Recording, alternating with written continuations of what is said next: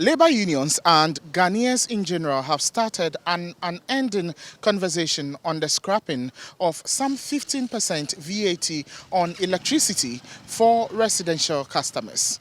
This, the Ministry of Finance says, is a prescription from the IMF in bridging the gap between government's expenditure and domestic revenue mobilization.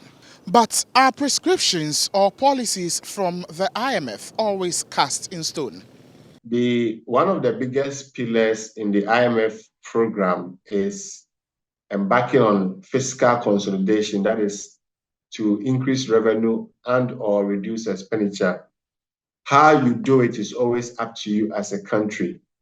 The IMF may recommend certain measures to you, but if you as a country, you realize that implementing these measures will cause more harm or hurt the economy the more, then you need not to implement them. For Ghana, who is experiencing several backlash after the mentioning of the 15% VAT on electricity, and other countries who are unable to implement particular policies or prescriptions from the IMF, what do they do? You have to convince them that you have alternative way of reducing expenditure and or increasing revenue. So we just have to justify why we cannot go ahead with the implementation of the VAT as a country, because we are looking at the general welfare of the citizens, both those consumers and those who supply electricity.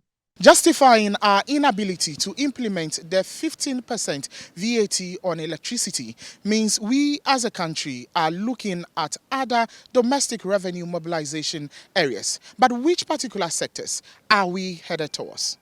I think the first on my list is the extractive sector.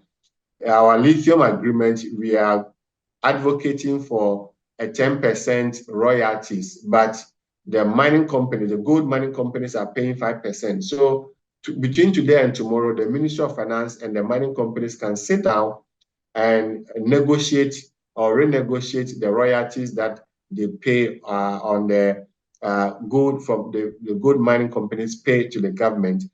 The mining companies are making supernormal profit. Even the IMF document, they have predicted that the entire economy will grow around 2%. However, they are projecting the extractive sector, the natural resource, to grow by a whopping 12%. Secondly, we can turn our attention to the tax exemptions bill. There are so many exemptions that many companies enjoy, and I think that it's about time we revise that tax exemptions. It is costing this country between 5 to 8 billion Ghana cedis. And so we have to revise the bill and make some savings. I'm sure even the savings we make from the tax exemptions bill will be more than what we would have raised with a 15% VAT on electricity. Dr. Edu Sarkodie still maintains the total scrapping of the 15% VAT on electricity will have no negative effect or implication on Ghana's economy.